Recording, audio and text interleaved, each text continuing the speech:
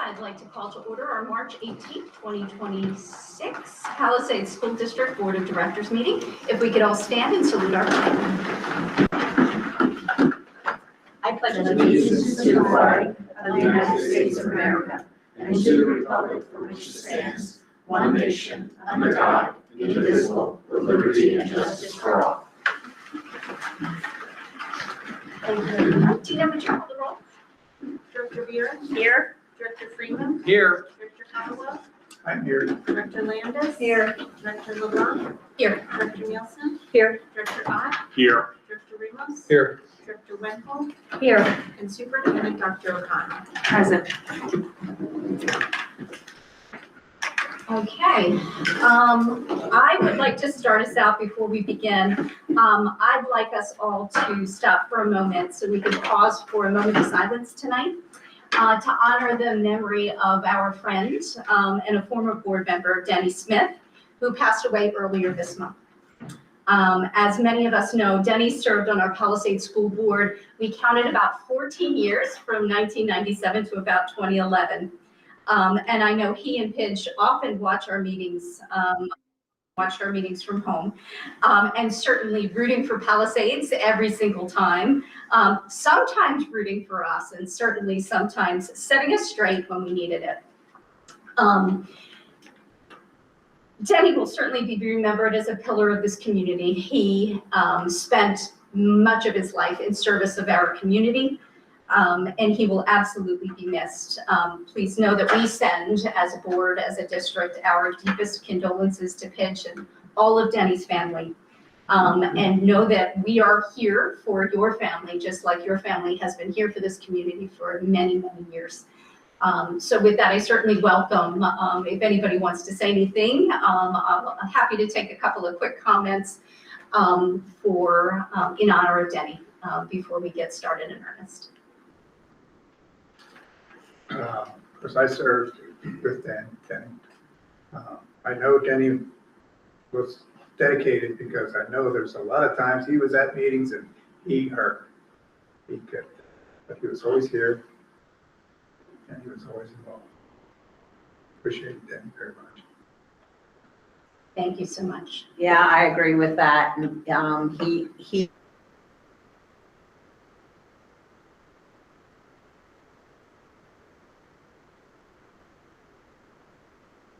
school board, he was always, there to help and support and always wanted to still know what was going on, asking a lot of questions about the district. And so he will be greatly missed. And Pidge, if you're listening, we are thinking about you. So please let us know how we can help. Yeah, I'll just throw out that it is a big loss for our community, but he'll be remembered well for all of his service that he gave and the legacy that he has here in the district. And certainly, yes, our prayers and heartfelt feelings go out to Pidge and his families. Yep. Okay, let's pause then for one moment of silence, please.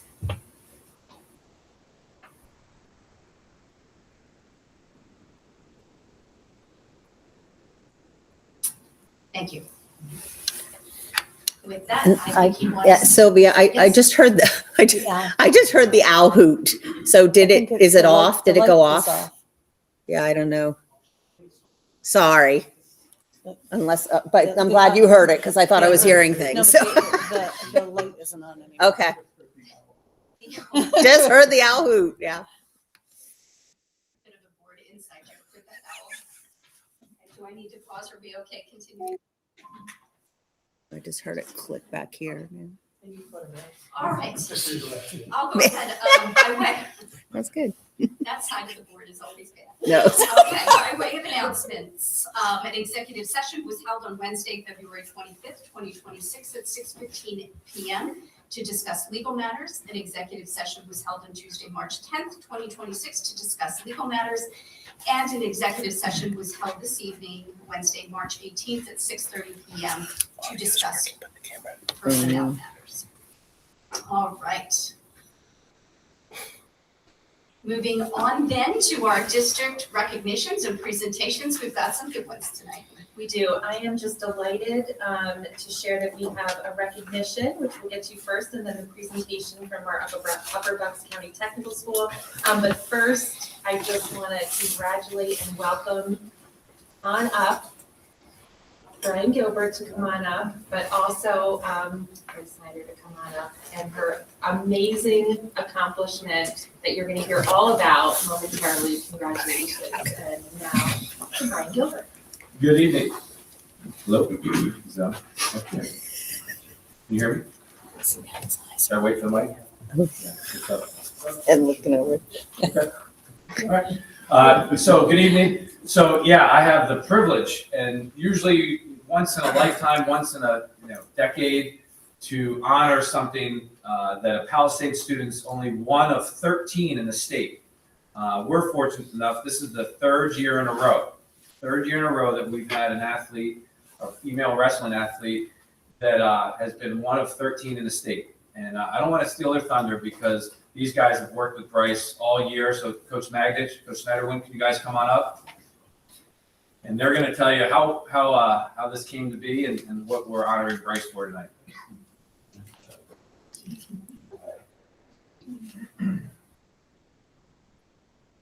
All right, I'm Jason Magdich. I'm one of the coaches here at Palisades, and tell you a little bit about Bryce. Bryce this year was 39-1. Out of 39 wins, she had 33 falls, so that's pretty amazing in itself. I'm a little biased to this sport. I think it is the most demanding and toughest sport out there. And little story, I mean, I've been with Bryce and taught Bryce since she's been 8, 9 years of age, and she started in the youth program. So she's had a lot of years of doing this and dedication, and it's just really paid off, as you can see. I'm going to give you some of the accomplishments this year. Bryce was third at the Beast of the East tournament, which is one of the toughest tournaments in the country. She was first at Escape the Rock, first at Christmas City, first at the Penn Manor, first at the Saturn Open. And these tournaments have 35 to 38 different schools in them. She was also our district champ, our region champ, and our state champ this year. Her career, which is, again, pretty amazing to get 100 wins, and her 100th win came in her state final match. And if you watch that on YouTube or follow her this year, I mean, she's had a lot of exciting matches. A lot of them have been pretty quick falls. She's dominated, but this senior, final match of the state tournament, Bryce was losing. And it doesn't happen often where she's behind, but she was losing, and it's tough for me because I was there as an official as well, so I couldn't be right in that corner. And little story about that, this is the third state champ in Palisades that I've coached, Nathan Albert, Savannah Witt, and now Bryce Snyder. And not one time I've been in the corner, but I've always been with them and supporting them through many years of coaching wrestling. But anyway, this situation with Bryce was amazing because she was losing, and I could hear the coaches yelling to her. And both coaches, Coach Snyder and Coach Gretziger, they've been with her. They were there last year, and she's taken second, fourth, and now state champ.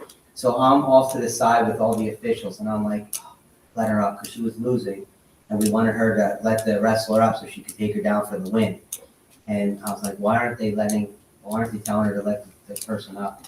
And after the match, I've talked, and she yelled over to both coaches and said, no, I'm not letting her up. She wanted to continue on top, which was a tough move because if the girl was stalling, but that's what happened. If you watch this wrestling match, the girl was stalling and they put it to overtime, so she stalled twice and she got the point.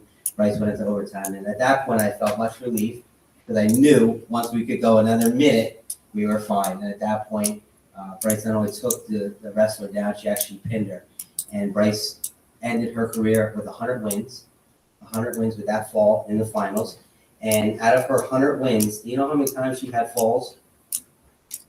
83 times. That's great. Out of 100 wins, and she pinned her opponent. So, I mean, I could go on and on, but without further ado, I'm going to turn it over to our state champ this year, and that's Bryce Snyder. I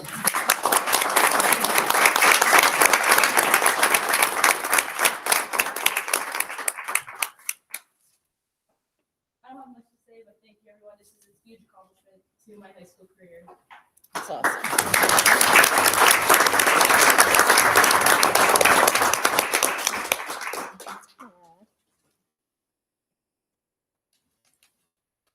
Congratulations, Bryce. That is a significant accomplishment. And we're so proud to see what you've been able to do.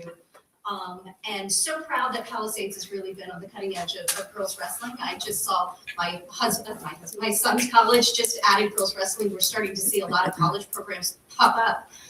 So I'm hoping to see lots of Palisades women come up and get recruited into these ranks. So the future looks bright for you. I know Savannah's already doing great at the collegiate level. We can't wait to see what you bring next. So congratulations.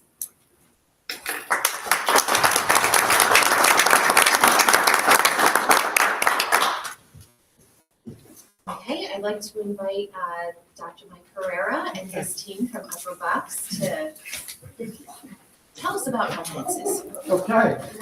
Oh, Thank you.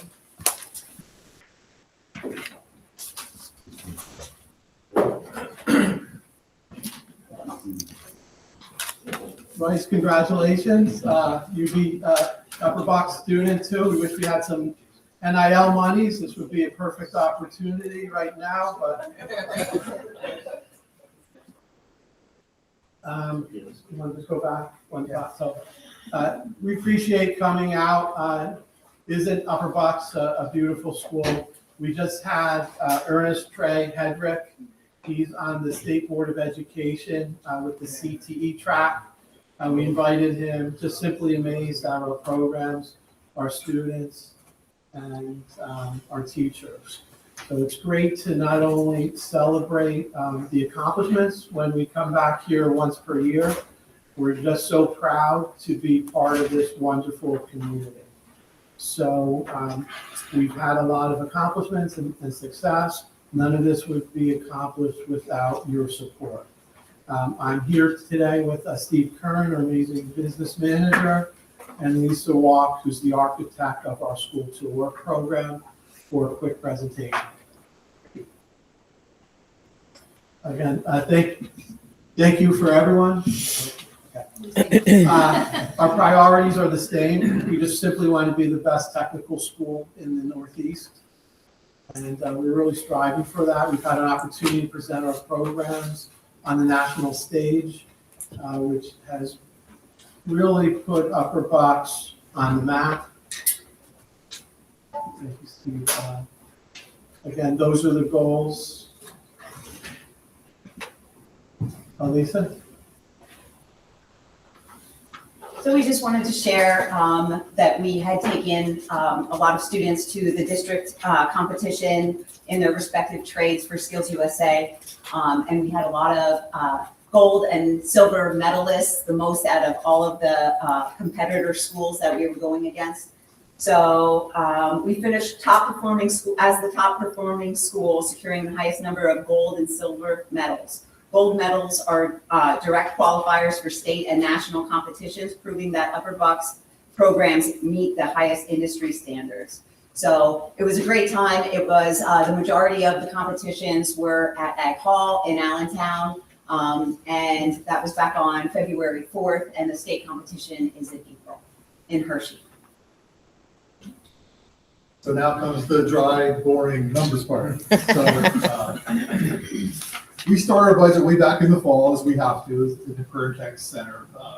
And through October, November, through our finance committee, our JLC, and different levels, superintendents, business managers, assistant superintendents, and so forth, to craft these numbers. So when we look at our planned expenditures for this upcoming year, 12.791, and our revenue coming in a little less than that, it's 12.754. We increase that variance, and then that means, according to the Articles of Agreement, we have to use the prior year surplus to balance the budget first, and that's the use of that amount of money, $37,076.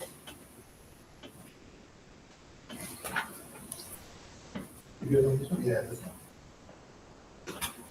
So then, when you look budget to budget, the one we're in today, 12.8 million, and again, the one for proposed. So that variance number there is a decrease of 14,380. And I know the first question is, wait, what happened? How could it go down? Well, the big majority of that, which we'll get into, is the debt service was paid off, and we removed it out of the budget. There was some discussions to our Articles of Agreement Committee and other JLC meetings. We established a capital reserve budget, which again we'll get into later. But the proposed changes in 6-7, first, we added a Questec contract for IT department, $167,000. Again, I mentioned the debt service payment, that was a bond issue that we paid off last fall. And then last year, we tried to buy 2 vans for $55,000 each for $110,000. And by the time we were able to actually get the budget passed, and July came, the uplifting charges to make the van 12 passenger to 10 increased, so we were only able to buy 1 van in the 70,000 range. So then we're asking to take some money out just to be able to buy the second van this July. And the van that we have is beautiful, thank you. They went to the Skills USA Welding Championship, and the staff was just grateful. Our old vans were about 20. 2005 models. Some continued other budget changes. The consortium pricing for electricity expired June of 25. So we saw a little presentation at the GLC meeting, and they showed how devastating those new rates are. And they took effect July 1. But also, like this winter's been brutal. We've been burning more electricity, more oil, more propane. So we had to put $60,000 in the upcoming year budget to cover the increased electricity cost. If you remember last year, we finished the 1.5 million roof project. So our liability insurance increased a little bit just from insurable values.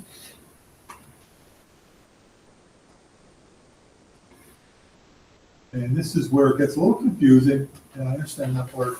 So the budget we're in now is 12.8 million roughly. That when we stood here a year ago, we said we would 12.8, but we would use the surplus of the prior year as per the Articles of Agreement that you see there of 827, 326 to balance the budget. So that's why we have a cash column and we have the total liability column. Again, we can't dictate what each district budgets in their budget for the upcoming year, but it always would be better if they do the total liability. I understand you have cash punches and sometimes you have to use that cash number. So that's why we were illustrating this to show both columns, the cash to cash and liability to liability, which again, I understand does cause some confusion. So we try to illustrate that. This is the actual invoice we sent all 3 schools in June for last July. As you can see, the Palisades number, so the cash that you needed to give us for the budget season we're in was a little less than $1 million at the 981. We used out of $827,000. Your share was $88,000. So then your total liability for this year's budget, liability is $1.7 million.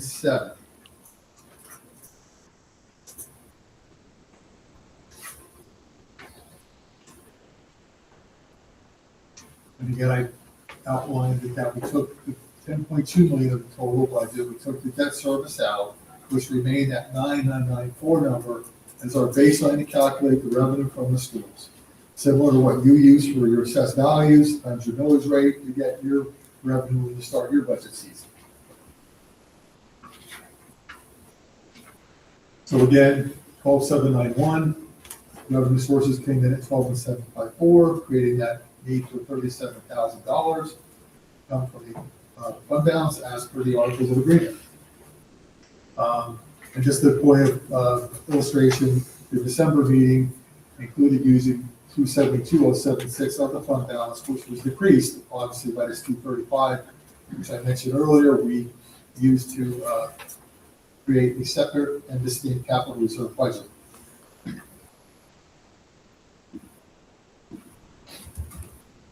And there was a finance committee on February 5th directed that 235,000 become as a budget transfer to capital reserve be removed, and that the capital reserve budget will be established. And again, separate distinct from the general fund budget, so it's more transparent.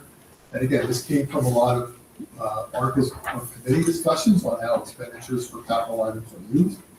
This is one of the recommendations of that committee. They also directed that the refund from the 23-24 excess, which is a little over 320,000, be presented for consideration.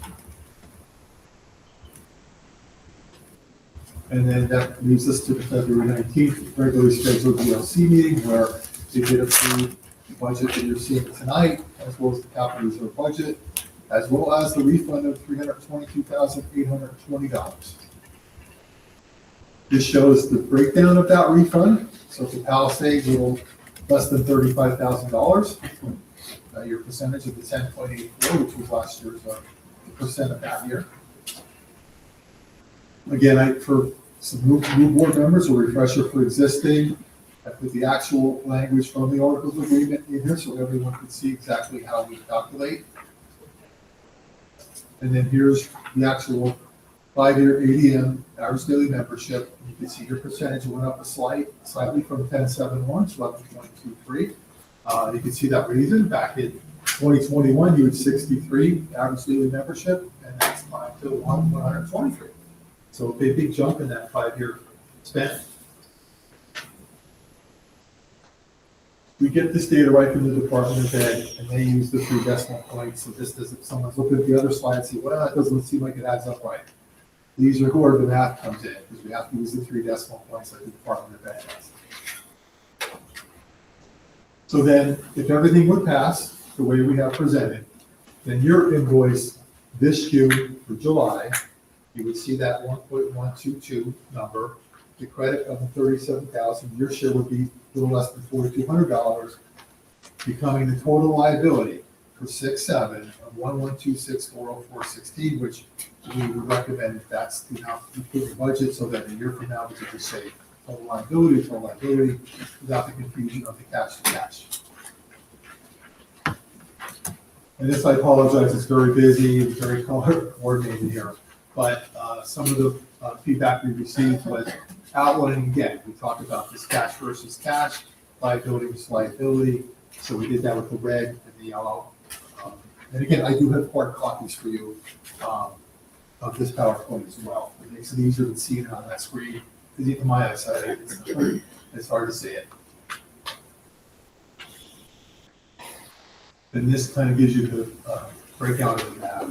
And again, that 9994 is our baseline district cost going into 6/7. We apply that 37,000 as we have to, as per the Articles Agreement, to come up with that 10,031,307.75. I also put, like I mentioned earlier, that actual cash number, 9.404, but the actual liability using that fund balance, again, as per the Articles of Agreement, of that 827 brings the total liability to 10.232, which then you can say, okay, boy, it actually went down. This just shows our line items, which are a lot less than the district line items revenue. You can see the majority of it comes from the 3 schools, right there at the top middle. We have some interest revenue.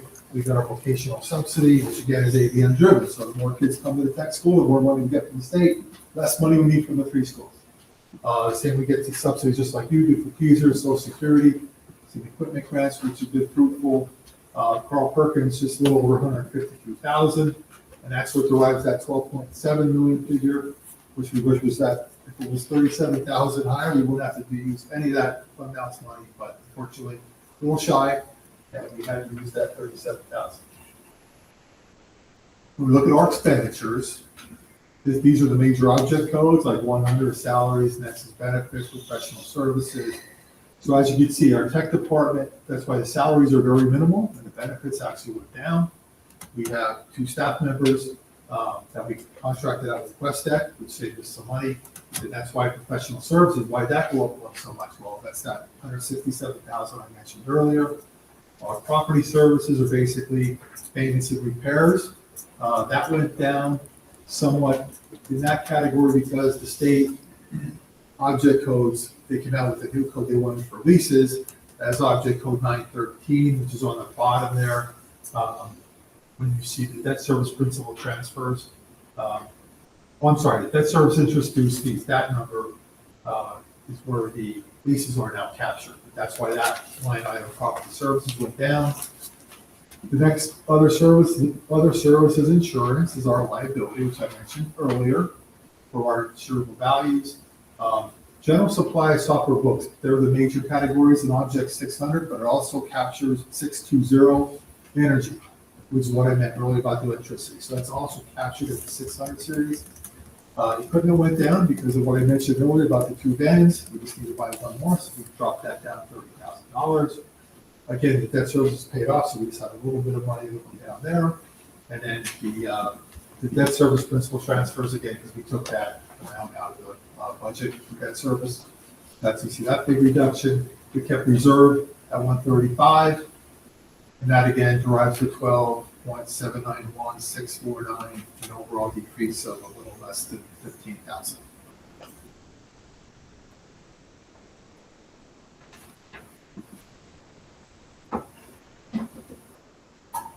This again is a chart just using the 9994 number and then showing the use of fund balance to come up with that. Again, apologize for being redundant, but it was like illustration to handle these things home, maybe slide by slide format, so it's less confusing.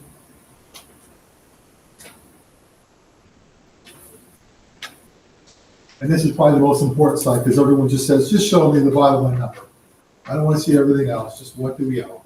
So when we looked at what we went over earlier about the cash to cash, Palisades cash would be 140, 460, 490. The capital reserve budget, which is also attached to your agenda, and the contribution we outlaid there was 235,000. Your share would be 26,390. So we had those two together, and then if you wanted to take out that refund that we would issue if everything passes on July 1 or after July 1 of this year, then overall bottom line money for Palisades would be 131, 861, 70.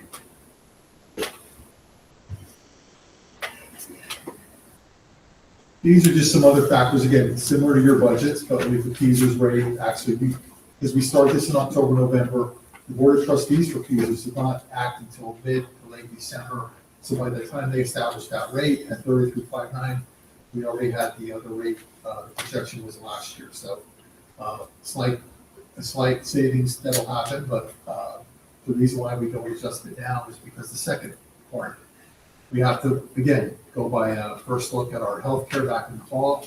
They said use 7%, but until those numbers roll through the next, we don't know what the final numbers would be. So we use 7%, so in that Object 200 series, we might save some money in Peasers, but we'll probably pay it over in healthcare. So that's why we don't kind of go down nickels and dimes through these object codes.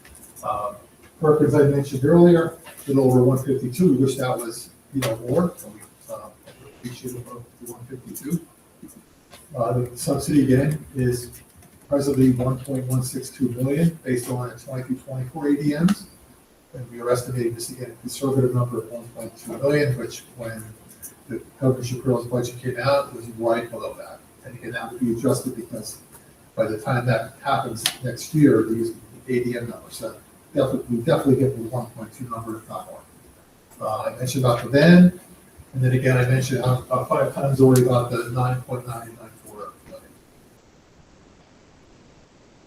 Then we go to fund balance. The articles of agreement allow us to have a percent, which we do. So you see that $957,000 number. I mentioned the 23-24 surplus that has to get refunded and reallocated, which the GOC approved on the 19th of February to refund back to the 3 schools. When we did the other budget, the 24-25, the 270,000 was assigned. We didn't need that because we will finish with a surplus. So that'll be money in the future that the GOC, again, will have an opportunity to review and refund, reallocate. I mentioned earlier about the refund, not the refund, but the credit we used as a credit for the schools of the 827,000. So again, that just shows the total number of the fund balance of 2.377. And again, part of that will be reduced by the 37,000 we have to use to balance the 26-27 budget as presented, if passed by the 3 schools. Again, I mentioned the articles of agreement again probably about 5 times as well, and that does again dictate that we use the excess from the prior year to balance the upcoming year's budget. And again, I'm redundant, but it's in there for everyone's benefit, $37,000. And then once that audit book comes in from 24-25, that is what triggers the JLC to act. So again, review and refund reality. This is the exact language from the Articles of Agreement presently, which I agree, I think that the revisions will stay the same. And then I'm going to defer to my colleagues for the co-op stats. Okay. I'll make it quick. While we're talking numbers, your return on investment from the tech school, these are our employer partners, some of our employer partners that we had last year and some from this year. And just so that you're kind of aware, for those of you that don't know, so we place the students out with a respectable and vetted employer so that the student can get valuable work experience in their respective trade. Last year, we had 130 students placed, and you can take a look at how much money these students were making. It was unbelievable. Even though the minimum wage hasn't gone up since 2009, doesn't matter to the trades, apparently. That is a graph of the breakdown. Last year, we had every single tech program participate in co-op minus law enforcement, which we are rectifying this year because now we have a MOU with Bucks County Corrections, so that's super exciting, and so we'll be able to have every tech area represented. Matter of fact, we just met with them, so not only fire, EMS, we built that substation there, but 911 dispatch. We just had lunch with the county, and that really helps us maximize and stretch out those dollars, those partnerships. Last year, the average wage from the per student was $15.11. This year so far, it's $15.51. And last year, 85% of the students were offered full-time positions with their co-op people. Mike? We could just get to it. Sure. Yeah, so our students get industry recognized credentials, multiple stars. You're going to hear that a lot. Skills through alternative routes, industry recognized. There's a lot more. I'll give you an example. In the automotive technology program, Subaru, Mopar, those are industry recognized certifications. They just haven't made the state level of that. But we know that our students, compared to other students in the surrounding technical schools that don't have those industry certifications, our students make more money. And then it becomes a culture of excellence, that they're well prepared for jobs of today and then tomorrow. Some of the monies that you entrusted in us, we have a now statewide national drone program with aviation. Our partnerships, Arium, have donated money. We're really leading the state in terms of working with Patton, in terms of innovative. 3 of our staff members are dedicating their off-time hours, getting those drone certifications for ag, law enforcement, EMS. So again, we change lives. CTE strengthens students, but it also strengthens communities. And then we can just end at this point. But we thank you for your time and support.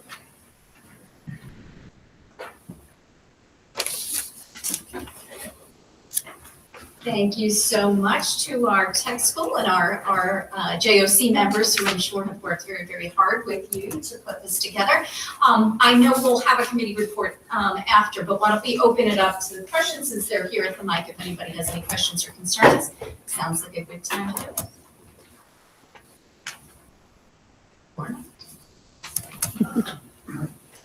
I just have, okay. In the 24-25 year, there was 270,000 fund balance used to balance the budget. Okay. In the 25-26, it's 827,000. Now, if those funds are used, now we haven't, have we got the 24-25 audit yet? Pending.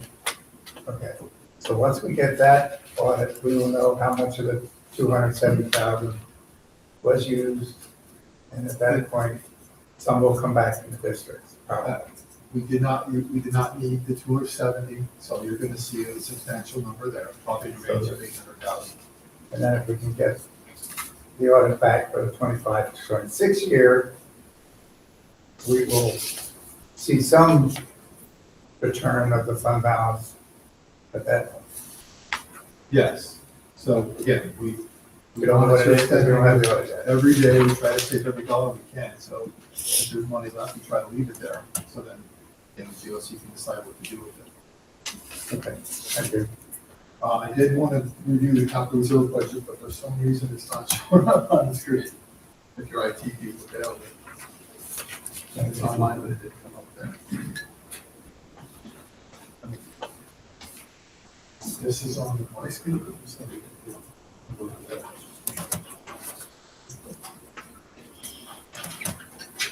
While they're doing that, I'll share that I had a conversation with Dr. Ferreira earlier today because I just wanted to flush out some concerns I had about, conversations we've had here at Palisades and the desire to really add instruction. We have all these ideas of people we wanted to add here in the district, and we have not done that and have felt a little like we haven't been able to do that budgetarily for a large variety of reasons, and God willing, we will be. But I wanted to make sure we were taking the same approach at the tech school, and this budget didn't reflect the addition of, 4 or 5 different people when we are feeling handcuffed handcuffed is really not the right word. I apologize, I'm tired, but that we're feeling a little bit constrained from our budget perspective and really being thoughtful about anybody that we're adding and making sure our teachers all have full plates. So, they answered at least to my satisfaction, that they were really taking the same approach and there was no addition of staff there. So it was really similar to the approach we've been taking. So we're not investing in one way and not investing here in Palisades. So I felt good that was consistent. This little background on our capital reserve fund, it actually was established before I got there. It was kind of a dollar in, dollar out. Like it was, we did the roof project for 1.5 million. 1.5 million went in and we paid it out, put the new roof on. What happened, you see the top left, beginning balance, is because during that time, when the money was sent to the capital reserve fund, again, 1.5 million, and they were working on the roof month after 1.5, where we weren't dispersing all of it, so we did gain some interest. So like 5,000-6,000 a month accumulated. We also did that. We were luckily that SiteLogic said put this money aside because you probably have some maybe change orders, contingencies on that roof. But luckily that project went well that summer. No hitches, no problems. So the school was able to retain that $80,000-$85,000. So that's why there's a beginning balance. Otherwise it'd be zero. The roof project again helped with some interest. We had the contingency fund was able to be retained, so that's why at least we have a beginning balance. Otherwise, that would be zero. So the fund is there, but it's only as good as the money that goes into it. And again, this was part of it. We're spearheaded our part of this agreement. We've been working a year and a half on those. Thank you. And the sections on expenditures and for capital items. This was again one of the items and suggestions, recommendations to make it more transparent for 3 schools. Pull it out. Let's not have it not hidden in the general fund, but let's put it out here, identify it. And then I know there are some new language in that is to report back to the joint boards if what we say here changes, and we'll do some actual expenditures instead of the budget amount. So constantly report back to the joint boards. Here's what we're spending, here's what happened. We may have to pivot, not by that, by something else. Just this week we had a boiler malfunction. So things happen. These whole building that need some repairs and maintenance every year. So you see the Bourne grant there for $25,000. That's again money in, money out.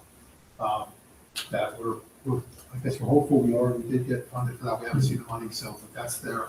If those funds come in, we would do some upgrades on our barn, work for our facility committee at the school and prioritize those upgrades. And then we work with SiteLogic to develop a long-term facility plan, and that was done in the last year. Because I think the drive was from the JOC members. We don't want to be surprised. We want to see what the liabilities are in the next 3, 4, 5 years, so we're not coming to you and giving your saying we can this, we can that. Somebody tell us that last year. So this is that. I basically took that long-term facility plan, which was hard to read, took the numbers out, put it in this kind of format for all of you, probably make it a little more user-friendly. So Bottom line. Bottom line. okay, bottom line. Yep. So as you can see, bottom line, if you're asking for funding of $235,000, your share would be the $26,390.50 to accomplish the things that are mentioned up top. And again, if some of those, we don't get the PSFIG grant, we don't get the barn grant, we just realize we have the two items that are on the first two lines, we would concentrate on those. One would be in our security alarm system. So again, and that's JLC would direct us month by month as we go through our facility committee, finance committee, and prioritize those projects and get feedback, and then that's pushed back to the entire JLC in the following 2 weeks period, and then the JLC votes, and then that would be, do the projects, not do it. But the bottom line for Palisades would be for the capital reserve budget, a little over 26,000. And again, this is different. We didn't do this in prior years, so this is totally new thought, and I realize everyone's seeing. And this is not reflected in the General operating budget, right? Okay. Right. So there seems to be a significant amount for the next budgeted year that says something about school-wide something. Yeah, again, with the help of SiteLogic, identifying some of our needs. It's a living document. We know Right. that the budget crunches that the districts are under. So I think if memory serves me correct, we wanted to do paving and the lots this year, but we're going to hold it off. We just met with Bucks County Community College to do a CDL program that could get us some revenue in the meantime, but we're being very strategic with those. What is the control upgrades though? What is that for? So Johnson Controls does our entire HVAC Oh, the system. HVAC, It's okay. not perfect, but I think it's time that we've had troubleshooting with that we need to get a better handle on. So that would be a recommendation from SiteLogic that we need to use that, be proactive before it just breaks down, and then we're Yeah. trying to be reactive instead of proactive. Okay. Any other questions on capital reserve? I'll say thank you because 5-year plan has served us well in facilities. Al has done a great job of maintaining that and making sure we know what's coming next. This is really reassuring to see from the JOC, so I think it's very, very helpful. So thank you. I've got to tell you, it wasn't easy. You're right, it took a while to get the LTFM. They finally did. Again, some of the numbers are scary, but you want to see it instead of not seeing it. Yep. So you're not surprised, 3 years from now. I think we should point out that SiteLogic, it was difficult getting the 5-year plan, but they've been really helpful as far as grants. Oh, absolutely. And finding, ways of getting things paid for. So we thank them for that. And on that note, they did file this grant and they did send us a copy of it. So on point, spot on with everything in that grant. I believe they feel confident they will be funded. Thank you so much. Thank you. Okay.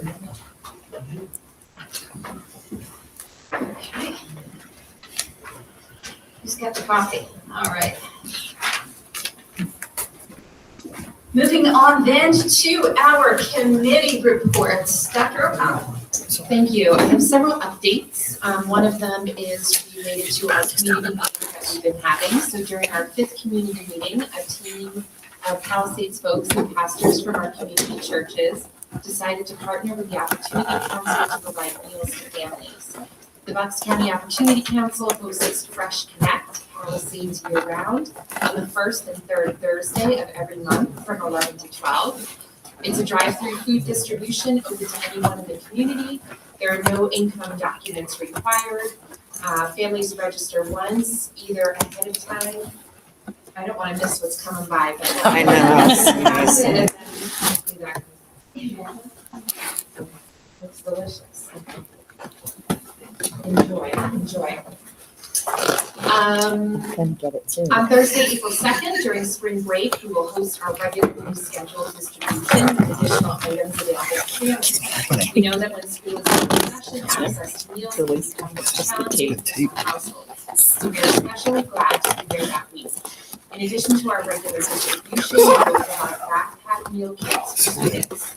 These shelf-stable, kid-friendly kits include breakfast dishes, snacks, Thank you. oatmeal packets, granola, or cereal cups, shelf-stable milk, tuna or chicken cups, low sodium sweets, and so on. So I'm really delighted with the work of this community group that has come together to provide additional supports to our communities. The idea is to see how it goes and then see how this group can either continue to provide support or see if there's other ways that we can help the community. Comprehensive plan update, the 26 through 29 comprehensive plan is on tonight's agenda for recommended approval. Following that vote, Dr. Donnelly will complete the application process and will submit the plan to PDE for review. PCF, a spring fundraiser for Save Our Ship campaign will occur on Saturday, April 11th. More details to come. Also, as a save the date, the annual 5K will be held on Saturday, May 16th. Everyone should mark their calendars to be ready to run. Word on the street is that this year we'll have a theme of patriotic color run. Speaking of patriotic, following the 5K, all are invited to attend the America 250 celebration taking place at Tinicum Park. This event will also be on May 16th. And additional information will be shared with the community via the patch and our principals' newsletters. I'm also thrilled to share that as far as our after-school activities are concerned, we have 216 students participating, 189 at the elementary level and 27 at Palms. The elementary activities occurring right now are STEM, outdoor orienteering, bowling, roller skating, and swimming. And at the middle school, students have the opportunity to go to Sky Zone. As far as PA Great School Success Story, our third article was recently posted on the PA Great Schools website. And our most recent installment is titled Palisades Middle School National Junior Honor Society makes a special visit to Durham-Appomattox Elementary. So hopefully you have an opportunity to check that out. And 2 Sundays ago, I had the privilege of attending an awards luncheon in Harrisburg at the PA Edge Conference. This is an organization focused on curriculum design and the practices of teaching and learning. Our very own Dr. Michael Donnelly was selected as this year's recipient of the Outstanding Curriculum Leadership Award for demonstrating successful leadership in the areas of curriculum instruction and professional development that directly impact teacher and student growth and success. And for that, I would like to congratulate Dr. Donnelly for that accomplishment.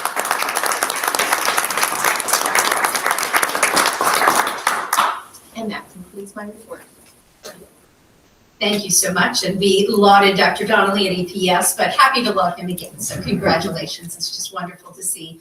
I always say that we punch above our weight here at Palisades, and that's clear, I think, throughout all of our different disciplines between our staff, our admin, our students, our sports, all of that. So congratulations, Dr. Donnelly. And finally, Joey and Jane, you've been sitting there for a long time trying to get this done. Please share your report. Hi, good evening, everyone.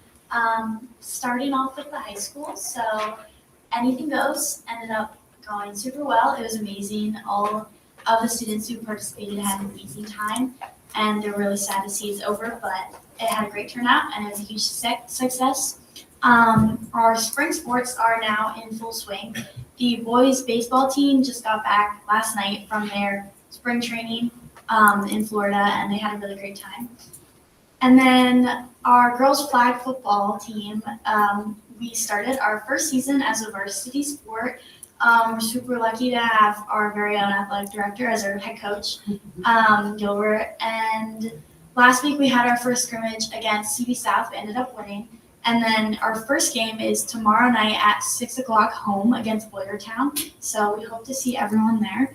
And then lastly for the high school, our annual STEM night, I believe 5th annual, was held 2 weeks ago. The turnout was really great. We had over 120 kids, and we did have a new tie-dye edition this year, which went really well. And just around the community, I've seen kids wearing them, so it's really great to see that. And then at the middle school, a few of our students are currently on their Costa Rica trip, and I know one of them there, and she's having a really great time. And then additionally, the spring sports have begun, and students look forward to competing. Okay, and then lastly, at our elementary school, Springfield has completed the 10,000 Flowers mural project, and they're looking forward to its unveiling on Tuesday, March 24th at 2:45 p.m. And Principal Davis wanted everyone to know that the board and Brooke Hummel has been invited to this special ceremony. And then at Tinicum, they proudly started the month of March strong by celebrating Read Across America Week. From mystery readers to the Cozy Corner, students and staff across the building participated in activities that promoted a love of reading and community. And we would also like to recognize a few Tinicum Tigers who are honored in State Representative Shelby Labs and Craig Stats Ought to Be a Law contest. Specifically, we would like to congratulate Gap Girarda, who's a 4th grader, and Addie Grunwald, who's a 3rd grader, for being selected as contest winners. Abby and Addie will have the exciting opportunity to visit Pennsylvania State Capitol in Harrisburg with their families in April. So we would also like to celebrate students who received a Certificate of Achievement, including Lyndon Wright, Lee Herbert, and Tallulah Murphy. We're all 4th graders, and we're so proud of our Tinicum Tigers for their hard work, creativity, and commitment to making a difference through this cause. And then also Tinicum held its general music concert, which was very well attended and a lovely experience for many Tigers. And Tinicum would like to thank Ms. Vidoni for her flexibility, support, and outstanding work at facilitating this concert. That's all for tonight. Thank you. Thank you so much. Jane, are you one of our CSOs? Yes, I am. I that's heard great. such wonderful things about the STEM Club night. I really, it's so heartening. Sometimes you see things on Facebook and cringe, but it was such a lovely post that one of the parents had shared that they attended with their kids and specifically called out the club, you, the volunteers, and what wonderful mentors they were to the kids. So thank you so much. It means the world to us to see that. Thank you. Now go home and study. All right, let me get my bearings here. We're already an hour in here. Okay. All right, let's move to our committee reports. Moving over to Dr. Ott with our extracurricular committee report. All right, next extracurricular committee meeting is scheduled for the end of May, unless something comes up. Something's coming. See fiscal. Yeah. Okay, thank you. Moving to Dr. Vera for our Education Programs and Services Committee report. Thank you. We held our EPS committee meeting on March 11th, and we, as we said, started the meeting by congratulating Dr. Donnelly on receiving the Outstanding Curriculum Leadership Award. One of the first items we discussed was a new elementary bike program. Our wellness and fitness teachers presented a plan to incorporate bike riding, safety, and overall wellness into the elementary experience. This is really an exciting opportunity for our students, and the best part is that it's fully grant funded. So the committee supported this, and it is on the agenda tonight for our approval. We also heard a recommendation from our middle school ELA team to adopt the CKLA program as the English Language Arts program at Palms, which will begin in 2026. In 2026-27. This would align with what we're already using and what we had approved last year at the elementary level, and it will help create a more consistent K-8 experience for our students. So this is also on tonight's agenda for approval. We also received an update on elementary math. The team shared how they're using a digital program called Alex as a support tool, along with different approaches to intervention and enrichment. And we heard from Charlie Traber, our new math interventionist, and his impact, which is really positive. We also spent some time discussing feedback from the comprehensive plan survey. A few consistent themes came up, including the need for additional staffing, particularly interventionists, continued focus on student support systems like MTSS, and questions around scheduling and student workload. There was also interest in expanding collaboration, both within our district and possibly with neighboring districts, and learning more about supports for our growing multilingual learner population. We reviewed a few informational items. There was some really positive early literacy data shared, and the committee really enjoyed seeing the work. We saw a great video of our chief science officers. The meeting wrapped up at 8:25, and our next meeting is scheduled for April 8th. Any questions? Thank you so much. Moving to Director Freeman for our Buildings and Grounds Committee report. Okay, our last committee meeting was on February 25th. And the first thing that we did is we had a tour of the aquaponics. And that system is now active with approximately 75 tiny trout that are growing, hopefully. And several plants are growing into the system. And the students are just having a little bit of trial and error, part of the learning experience of what works best with the system. And the fish will be released in the spring in the area of Ringing Rocks. Then we had a presentation from KCBA, plans and renderings for the Palms Auditorium renovations, which included pretty much everything. And there's a little bit of wording in the minutes that I just want to be clear on. In the minutes, we have the KCBA fee includes full service construction submittals. This does not include construction management firm. They are handling the construction management as part of their fee. So I just want to be clear with that, with anybody that read that and might have a question. The proposed project cost is $4.2 million. So right now we have dates of a construction documentation to be done by April 24th, bidding by June 30th, the committee meeting for approval, tentative approval is 5/27, and then that would go to the full board meeting for June 3rd. And then with hopes of the construction starting on July 1st, 2026, with a completion date of 12/20/2026. The committee did have several discussions about the costs and whether or not there were any options, because there were no options presented at that meeting. So the committee is right now is recommending proceeding with the schedules presented. However, we're recognizing adjustments may need to be made based on bid process and timeline. And KCBA recommends continuing the conversation about the construction schedule, and they'll develop some alternatives and contingency plans. Then they will be back at our next meeting, which will be March 25th. So we talked about the high school auditorium lighting.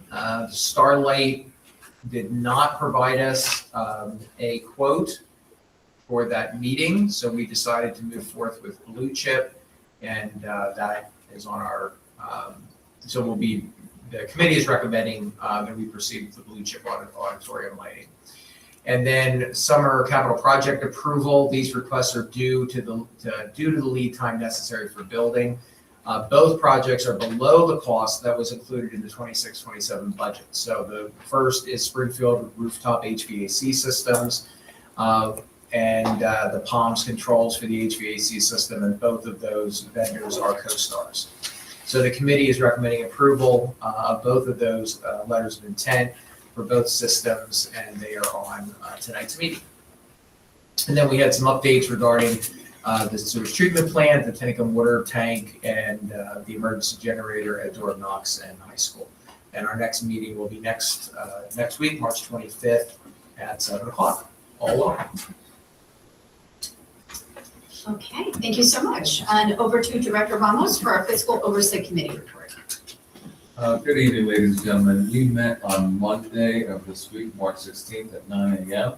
Our first topic of discussion was provided by Mr. Gluck and Deanna Cronk in regards to the healthcare update second look. Mr. Gluck indicated that we received a status update monthly from the consortium. Right now, we're in a much better position with our fund balance since we have changed to the $75,000 stop loss. The second look rates are coming in at approximately 5.1%. This rate is subject to change with the third look. Mr. Gluck also noted that according to contract language, any new plan would be at a 6% rate. However, this percentage contribution likely will not incentivize employees to move to the new OC4 plan. So currently we have 3 plans, and the current, we're adding another one, OC4. Right. Mr. Gluck also offered to meet with a subcommittee to discuss options. These discussions would not be held in public as they are related to negotiations. Also, open enrollment is planned for the first week of May. Our discussion B was the fund balance goal. Dr. O'Connell presented a budget without using any fund balance except for capital projects and retirement spike funds. Just as a reminder here, we asked Dr. O'Connell for a heavy lift. A lot of things as was presented here by the Bucks County VOTEC, that we have a lot of moving parts to our budget. And inflation is no stranger to us here. And as we move forward, we're noting that that's also the horn individual that we have to deal with moving down the road. So thank you again, Dr. O'Connell, for the heavy lift on giving us different options for the committee to overlook here and view. One of the things we also discussed there was continue to identify areas for expenditure reductions, revenue increases, and share those items at upcoming fiscal committee meetings, including transportation, healthcare, positions through attrition, homestead, farmstead, land parcels, and budgeted to actual items. We will hold further discussions on furloughing employees if needed. Continue buildings and ground discussion on building consolidation. And I just want to reference here, we have had in the past building consolidations, and if I'm not mistaken, that information is on our website. If for anyone who would want to view that, please go right ahead and look. We have had discussion in the past in regards to building consolidation. Also, an RFP for a demographic survey is in the works. Discussion C, pay to play. Mr. Heffernan, on behalf of Mr. Gilbert, presented a survey which included other districts in regards to pay to play. And pay to play is based on our sports teams here on our schools, certain sports activities that actually pay a little extra per student due to the cost, to help defer the cost of what we have to purchase here for them to be able to play.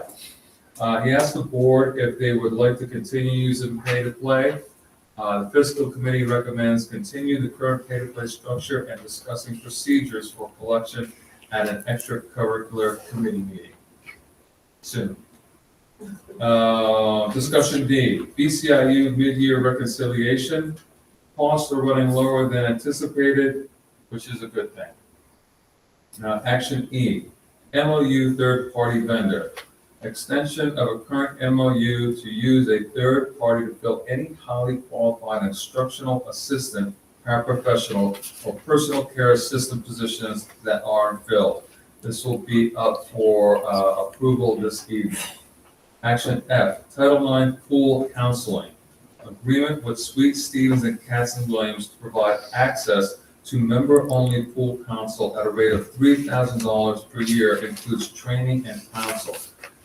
This has been reviewed by our solicitor and will also be up for approval this evening. Discussion G, which we already discussed, was Upper Bucks County Technical School budget. Thank you very much over there. I will go further to that. Financial reports, we had budget transfers. We had none, correct, Mr. Burbank? No budget transfer. We had a review of financial reports from February 2026. Our prior month expenditures to date summary, right now we're at 55.84%, a little bit hotter than last year this time, but that's our friend Mr. Inflation helping us out there. Information A, community service survey RFP. We are waiting, April 10th, proposals are due. Charter school update for February was provided. A right to know request report was provided, and the economic update for the month. Our next scheduled meeting is April 13th at 2026 at 9 a.m. Do we have any questions? Comment, Director Ramos, I got a phone call from our sports booster mamas in relationship to the discussion. They were happy to see it kicked over to extracurricular, but they did ask, and it probably wise to extend the invitation, but they did ask to come when we have that discussion. They shared with me that they pay for a whole lot of stuff and they really like to have the board understand the depth and the breadth of the Sports Booster program, how involved they are, how many different things that they really help subsidize. Because I think it's important for them to share that and for us to see how much cost sharing is really happening here to that end, because I think there was some discussion around whether we want to think through the equity of that versus music and other programs, so we have music boosters and other things. So Dr. Ott, I'll leave it to you to think about how to invite them. I'm sure Mr. Gilbert can help, but I think they would appreciate at least the invitation and the opportunity to be part of that discussion. Great, all right. Thank you so much. Moving to Policy Review Committee report. I will take that one. We have a number well, first of all, the Policy Committee met this evening at 5:30, and we worked through the financial policies with Chris, a number of which have not been reviewed for quite some time. So there were a number of changes that we have made at Chris's and the PSBA's recommendation to consolidate policies and to keep them clean and fresh, and to make sure that they're in alignment with our policies and our practices and procedures moving forward. So you will see those in upcoming meetings. We also started our regular series review of the 100 series. I can't say we did a great job, Dina, but we started that process, and we'll do some of the special ed project policies. Not at the next meeting, probably the meeting after that. Our April meeting will focus on Title IX, which we've been holding for a very long time for really all the lawyers in courts to make up their mind as to what they need to say. So stay tuned for that. In the meantime, tonight on the agenda, we have a motion to approve a good number of policies. I will tell you which ones they are. 106, planned course statements. 107, adoption of planned instruction. 108, adoption of textbooks. I will note that we did kick those to EPS, so EPS has had, and Dr. Donnelly has had the opportunity to lay eyes on those and felt comfortable moving forward. That one, policy 803, 805 is emergency preparedness. Our attendance policy 204, weapons policy 218.1, relations with law enforcement agencies 8051, and security personnel, so school security personnel, which is 8052. I'd like the board to pay particular attention to policy 903, which is up for first read today. I know we probably bring 903 up twice a year. Perhaps that's good, perhaps that's bad. But this round of edits really focused on a policy committee discussion around what was the group comment policy. So in the past, we had what I think was a rather vague policy around how a group would come together, consolidate their minutes into the 7 minutes, and present together to the board. Because we had a presentation section and then a public comment period, it got really hard to administer fairly.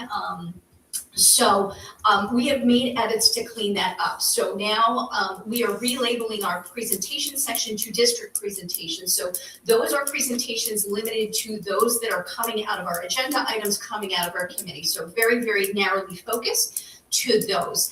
That's not to say that we won't have a group. We do have the opportunity for a group to come together for those 7 minutes, but that will always be in the public comment period. So we are keeping public comment, and presentations as sort of the district and board vehicle for deeper dives into areas that we'd like to go. Please take a look. We welcome questions, concerns, suggestions, but we thought that was the cleanest way to go. That way Dina doesn't have to wrestle with how do we make this happen. And oftentimes when she gets requests, the person requesting doesn't necessarily know how to ask or what to ask, so it makes it really quite tricky to give them appropriate time. So we're hoping that this gives a little bit more guidance. So everybody, please give a look-see to 903. It is up for a first read today. We feel good about it. We worked on it quite a bit. But again, if you have any comments or questions in between now or in between first and second read, please let me know. Okay, let me scroll back up here. Okay, our next meeting is tax day, April 15th, 2026. We welcome you all to come. Again, we will be working on our Title IX policies that day.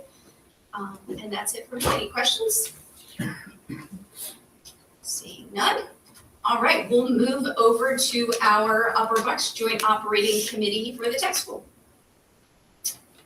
Okay, thank you. I think did a great job. Thank you for the presentation. I don't think I need to say a whole lot more than that. But the February JOC meeting was held on February 19th, along with the policy and program committees.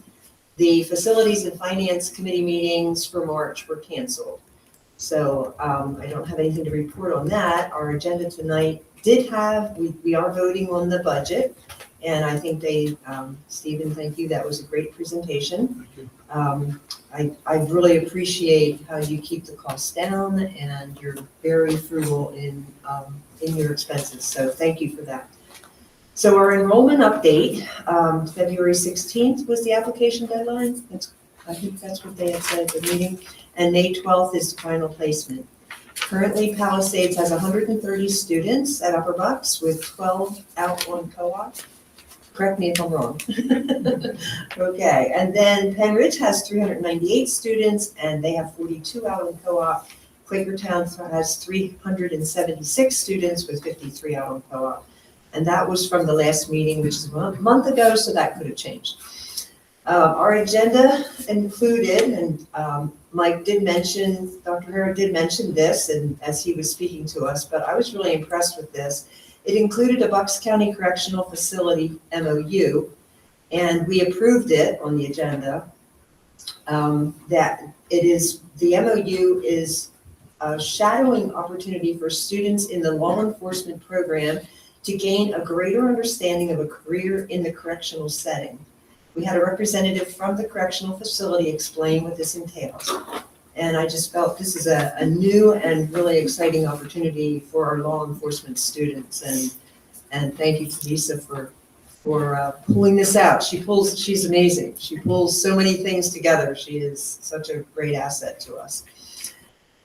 So they also held the OAC meeting on March 11th. The application deadline, did I mention that before, was, February 16th. And as I mentioned last month, we finalized the reviewed and updated articles of agreement. And there were some questions that arose on some of the changed articles. And to that end, we compiled what we call a Reader's Digest condensed version of of all of the minutes that we had put together. And so that explains the changes that we put forth. So as the articles will be on the agenda next month for approval, I will be happy to forward a copy of the revised articles along with the Reader's Digest condensed explanation to anybody. As a matter of fact, I might just send them out to all of us anyway, because it's very interesting and it'll help you to understand what the changes are. And thank you to Dr. Herrera for your efforts with Joe and all of us put that together. And on other notes, the Rise Bakery is going to be open tomorrow, the 19th, and I believe that's the last date, isn't it, for this year? So get out there. If you saw the what came across on Facebook, those Boston cream pies look so good. And thank you for the muffins. Excellent. Our next Facilities and Finance Committee meetings are scheduled for Thursday, April 2nd, beginning at 6 p.m. in the JOC boardroom, and the next regular JOC meeting will be held tomorrow evening at 7 p.m. in the JOC boardroom. The full agenda is posted on the website. And that's it. Okay, thank you so much. You're lucky we're all old enough to remember the Reader's Digest. I'm gonna work for very much longer. I love those. I love them. I still have some. Okay. All right, moving on to Mr. Hollowell for our BCIU report. Okay, the IU Board of Directors met last evening. We had a couple of reports on what goes on there. There was the director's report on every good thing that's going on there. We also had a presentation, I guess, by the special education department down there. And they're using a child accounting through PIMS, which includes PIMS, student data, and health data. It's all one big program. It's all tied together. So I don't know next thing we know about it. So that was one of the things we went through. Then we had the auditor's report for 25, 26, and they got a good clean audit. Big numbers, $220 million budget on there. Most of them, a lot of it's federal funding, some of it comes from us. It was a good clean report. There were a bunch of contracts for next year. Contract purchases, 4 items and agreements with different things. And where am I?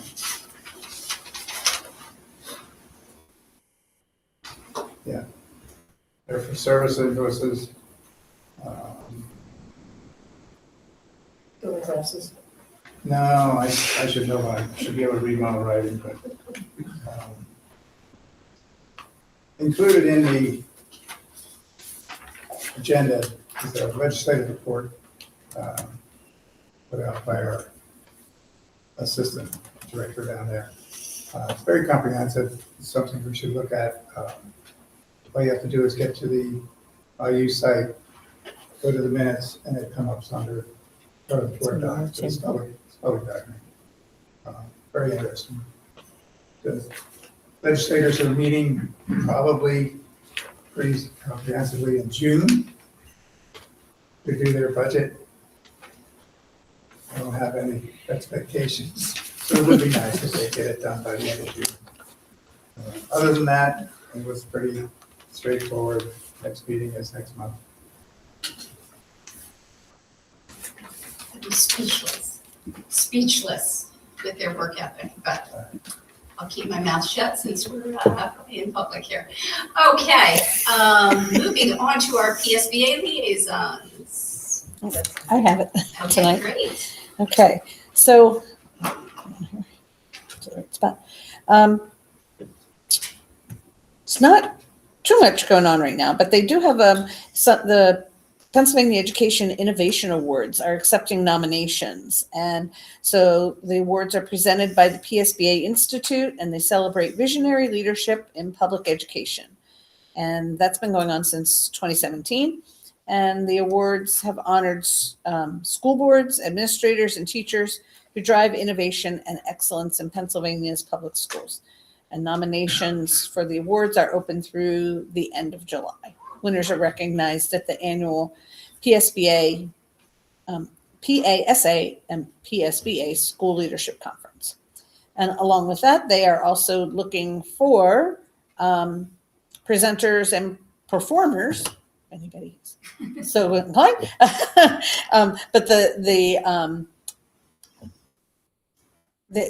the call is open for the presenters and the performers for the conference, which is to be held in October 18th to the 20th at the Kalahari Resort and Convention Center in the Poconos. And then there's also just a reminder about completing trainings if you haven't already done so. And they are available on the website. And that's about it. Great, thank you so much. Okay, we have no expenditures to report tonight. So we're moving on to public comments regarding items on the action agenda. We do have one. Joanne Allen, please. Thank you. Joanne Allen, from Nixon. First, I want to thank you all for being volunteers and giving of your time. And I know it's not an easy job, and I know I don't make it easy for you sometimes, but that's the name of me. The other thing I want to tell you is I was sports booster president for 6 years when my kids were in school. We do donate a lot of money back to the school for that program, camp money, extras that they can't afford, warm-ups, things like that. So there is, tens of thousands of dollars that are donated back to the school. PCF had a meeting last night. Our fundraiser is April the 11th. The doors will open at 5:30 at the BW Club where we had it last year. There'll be food, 2 drinks with a ticket, and it'll be $50. Come to the door at $65 if you don't buy ahead of time. So all that money will go towards the ship to pay for that. that, thank you, Bridget, for announcing that. 5K, we're working on that now as we speak. If anybody would like to donate a basket for our fundraiser in April, we would appreciate that. Do you know of any businesses that would like to donate? We did very well with the baskets last year. Made a lot of money on that. My last comment is I see on the agenda that Bridget's contract's up. I'd like to see it go from now to infinity. I mean, I've known her since she walked in the door here. And I have not worked with a superintendent as special as she is. I think she's done wonders for our district. You listen to the things that the kids talk about and the accomplishments of anything from sports to musicals to education to whatever. That's fabulous. We have a fabulous district. And we have to appreciate that she leads this district and that she has a wonderful staff. I appreciate that. Thank you. All right, thank you so much. We will move to our action agenda for this evening. Action agenda item A. In accordance with Board Policy 006, a motion is in order to approve the consent agenda, which includes the minutes of meetings, financial reports, and personnel recommendations. Yes. There was a change to the personnel page. Jason Creedy, a full-time evening custodian, I believe it is listed as Tinicum, and it should be Springfield. Resignation effective March 24th, 2026. So with the understanding of that edit, I need a motion. I'll make the motion. Thank you. To have a second. I'll second it. Okay. Any comments, questions, concerns? Maybe just some clarifications. So on some of the expenditures, Colleen, maybe this would be for you. I'm just curious with the Imagine Learning. There's a charge in there in early March for $33,600. I'm just curious if that's building particular, grade level particular, if it covers all grades, all buildings, just curious. Can I get back to you on that? You I'll check absolutely that. can. The other question was for Carnegie Learning also. That's like a $20,000 one. I'm just like, So Imagine Learning would be for the cyber program. So it's the number of students we have for tuition within Palisade Cyber Academy. And the Carnegie Learning is funded through Ready to Learn grant funding for additional trainings for our staff, administrators, and teachers at the middle school to participate in their annual conference as they've now completed 1 year of implementation. So there's no cost to the district for that $20,000 expenditure. okay, so the cyber program is Imagine Learning. Correct. And that's K through 12. K potentially. through 12, okay. Thank you. You're welcome. Okay, anything else? Seeing none, we'll move to vote. All in favor, please say aye. Aye. Any opposed? Any abstentions? Motion carries 9-0. I'm jumping in. So you just approved the retirement of 3 of our evening custodians, and I asked Al to share a bit about them, so you can thank them. Good evening, everybody. You just approved the retirements for 3 of the best custodians in the Palisades School District. Each one will be very, very hard to replace. We start off at Tinicum, Jim Shea. Jim Shea started with the district at Palms in 2022, and he soon took an opening at Tinicum where he has been ever since. Jim always has a smile on his face, taking pride in his section, and is always willing to help others. His hard work ethic gained him the nickname All Day Shea from his coworkers. And this from Principal Amber Schlosser. Jim has been one of the kindest and most dependable members of our Tinicum team. He is always willing to lend a helping hand and consistently goes above and beyond to support both staff and students. Throughout his time with the district, Jim has demonstrated the qualities of an outstanding custodian, taking great pride in his work, maintaining a safe and welcome environment, and showing tremendous care for our school community. His positive attitude, strong work ethic, and dedication to the service will truly be missed. And we move on to Springfield, Lynn Emery. Lynn started her career with the district in 2019 at Springfield, where she has remained. Lynn has a bright and cheerful attitude towards everyone she is in contact with. She has a great work ethic and keeps her section of Springfield clean and safe for her students and staff alike. You can tell from her interactions with students how much she cares about each and every one of them. And this from Principal Scott Davis. Lynn also participates in school events, especially on dress-up day. Volunteers her own time to go on a kindergarten field trip as a chaperone. Always helpful and friendly at after-school events like bingo, dodgeball, and movie night. Achieves her 100-step reading goal each year and has the most pages read out of all the adults. She also helps decorate the school and plays fun games with the kids. And last but not least, Jim Emery. Notice the difference. Jim has been a second shift high school custodian for the past 26 plus years. He is a very hardworking individual who is always willing to come in early or work extra when we are shorthanded at the high school. His section of high school is always well kept and clean. Besides being one of the key evening custodians, he has over the years worked with many outside groups covering weekend events in the stadium, sporting events at the high school, plays, and community events. Jim will greatly be missed at the high school. So on behalf of the Palisades School District and myself, I want to thank all three individuals for their service and wish them the best in retirement and all their future endeavors. Thank you.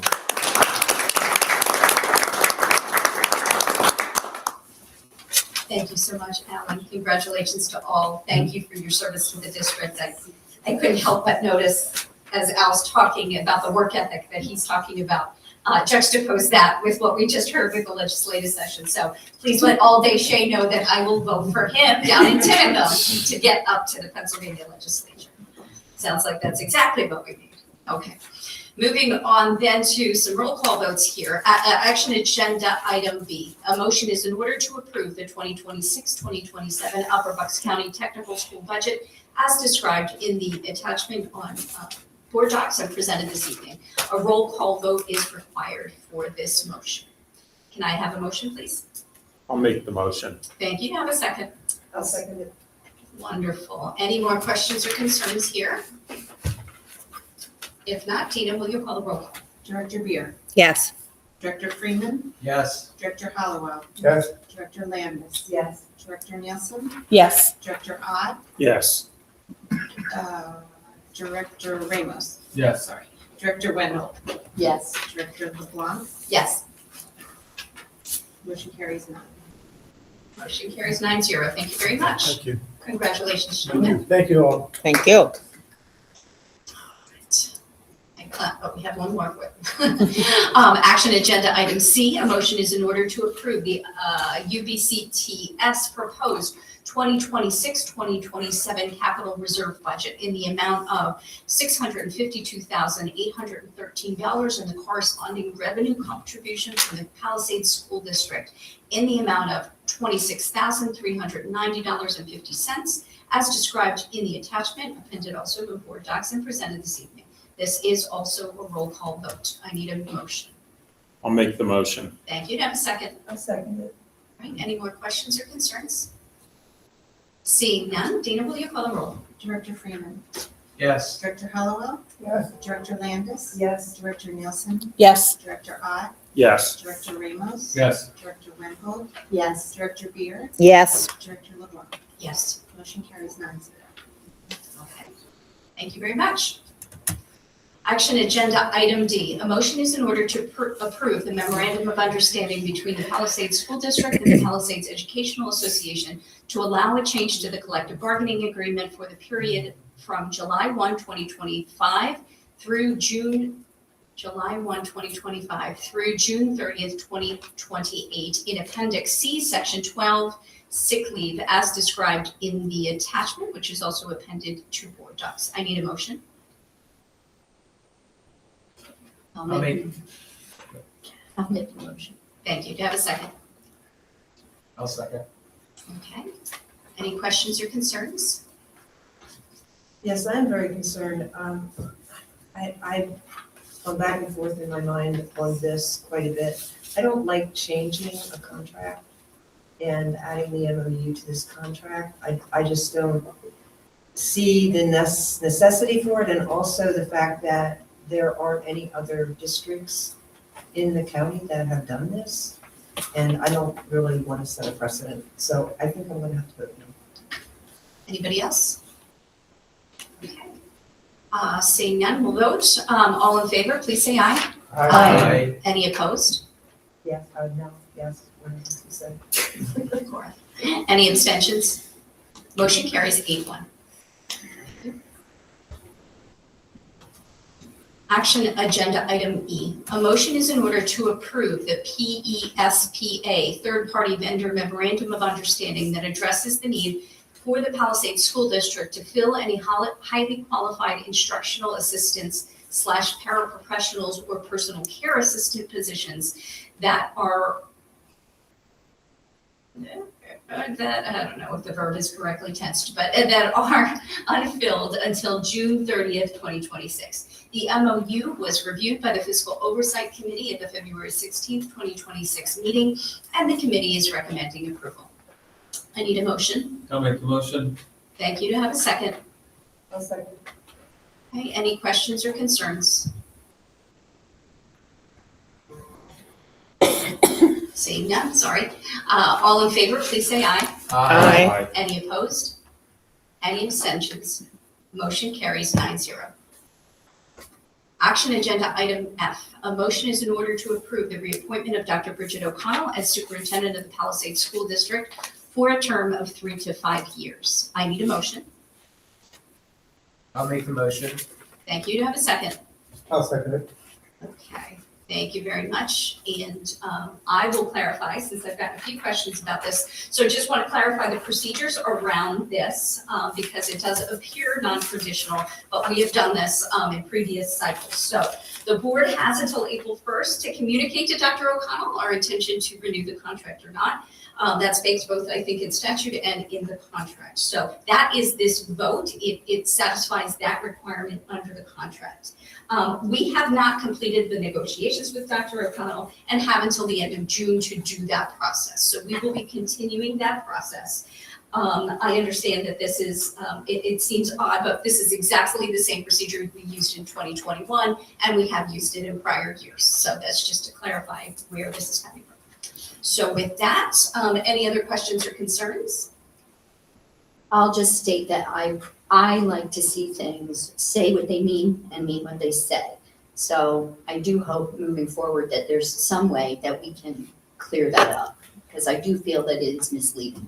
But Okay. understood the intent. I totally get And just that. to be clear, this has been run through the solicitor. Right. So the solicitor did review this Yes. motion to make sure it met the requirements of that April 1st deadline. Right. Okay, anybody else? We'll move to vote. All in favor, please say aye. Aye. Any opposed? Any abstentions? Motion carries 9-0. Thank you, Dr. O'Connell.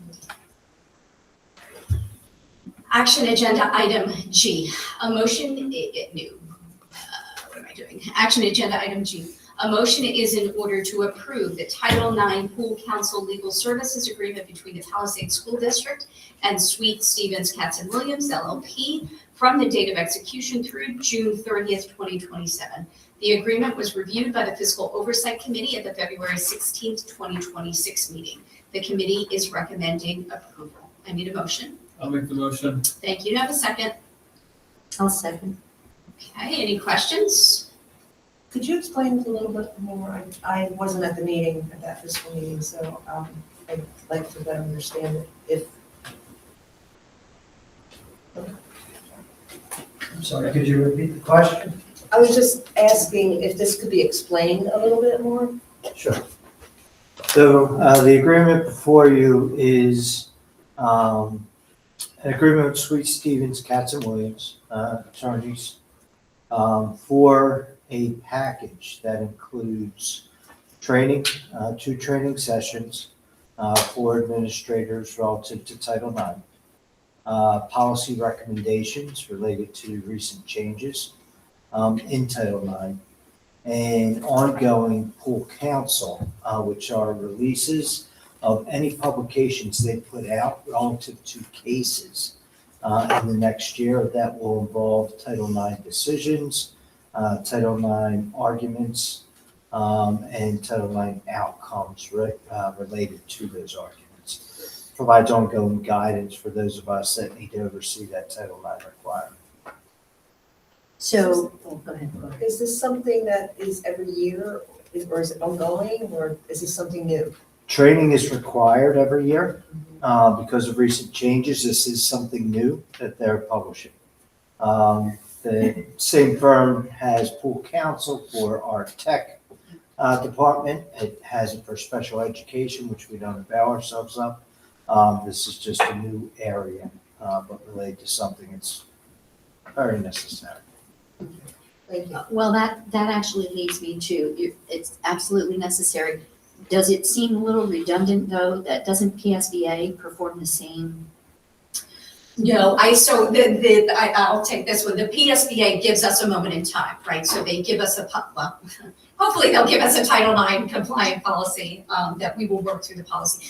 What I think, my understanding of pool counsel, and we've used them in other capacities, is we kind of use our bargaining power with their other clients. So cases that are coming out tomorrow, the next day, that sort of immediate effect of what's sort of the way the law is evolving, especially in nuanced areas. That's why we're seeing it in Gary's sort of cyber area. We're seeing it in Title IX because, as you can tell, we can't settle on a policy because the law keeps changing. Yeah. So they're providing to all of us at sort of a consortium rate that advice. So rather than Or we in real call them and time. ask and then somebody else calls it and then we have to pay their hourly rate, we all get together and all get the benefit of that advice together. Okay. So it's just a more efficient way to get Yeah. changes in law quickly that you need to respond to. Yeah, and it allows us to be responsive to court decisions that are occurring in the moment. So instead of, a nuance being interpreted a certain way under the current policy, if in fact there's a court decision related to that, we'll know within a week's time of what occurred and how that might influence any decisions we make should we have a similar case. And the cost is $3,000 total, is that for the year? And that's for the year. And again, that'll include 2 trainings, all of the policy updates, the forms that'll be consistent with policy and procedure that we create coming out of these new interpretations, decisions of Title IX. I think we're gonna need it. Dina and I have seen from a policy perspective that every time we try to get the Title IX policies through, something changes, so we have to pull them all back, and the PSBA is taking forever. Too long. So it's nice to know that we can remain in compliant as we kind of figure out this underlying language. So thank you. Sounds good. Anybody else? Okay, I think we'll move then to vote. All in favor, please say aye. Aye. Any opposed? Any abstentions? Motion carries 9-0. Action agenda item H, a motion is in order to approve the purchase of 3 bike programs, that's 1 per elementary school, for a total cost of $27,000, which will be funded through a grant. The program was reviewed by the EPS committee at the March 11th, 2026 meeting, and the committee is recommending approval. I need a motion. I'll make a motion. Thank you. To have a second. Great. Any questions? Yeah, I just have a question real quick, and I apologize that I wasn't at the meeting to hear this, and maybe it was covered, at the meeting, or I could have brought it up there. So obviously, we're getting into stuff where there's 3 for each elementary school. So how many bikes are we talking about at each school is going to be supplied? 24. 24 at each school. And where are we going to keep them? It depends on the building. Okay. We're finding space, shed space. PCF is going to contribute space at one of the schools. And Tinicum, we have space, and we'll make space at Durham. Okay. And then they'll have helmets, so there's gonna be 24 helmets. Yep. And I'm not trying to, I'm just wanna make sure that we've thought this through, so there's gonna be some type of disinfection way to handle the helmets and so forth. And then it says about support and resources warranty, so just what happens with any maintenance or so forth that are needed with the bicycles over the time? Yeah, so my understanding from the organization is that they have a 7 to 10 year lifespan, and they'll be able to provide supports in those first couple of years. And then beyond that, we would then find ways to fund any individual needs that we might need for upkeep. which we can continue in the curriculum budget since this falls under the health and wellness line in the curriculum budget. And then, is the idea that then they'll be using these like in the parking lots? That's where the courses or whatnot, or the teaching will be happening? Parking lots, we have cones in all of our buildings that we set up. Our principals will have newsletters to let grown-ups know where they can go and can't go. And we also have expansive yard space, as you know, so we can do a little off-roading.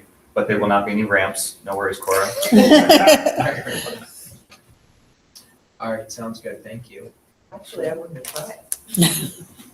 So if I understand correctly, so these are for the elementary children? Correct. K to 2. K to 2. K to 2. Yes. Training wheels provided? Yes.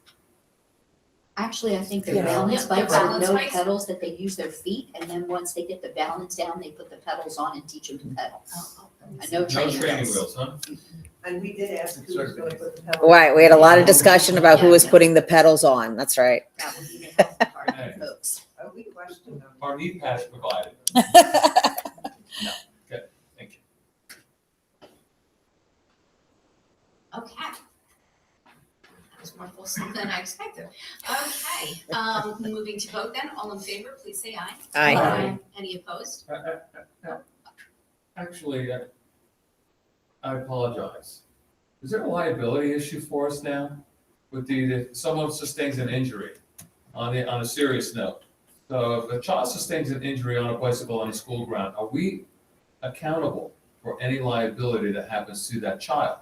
Or do parents have to sign a waiver for that child to use these bicycles on our grounds?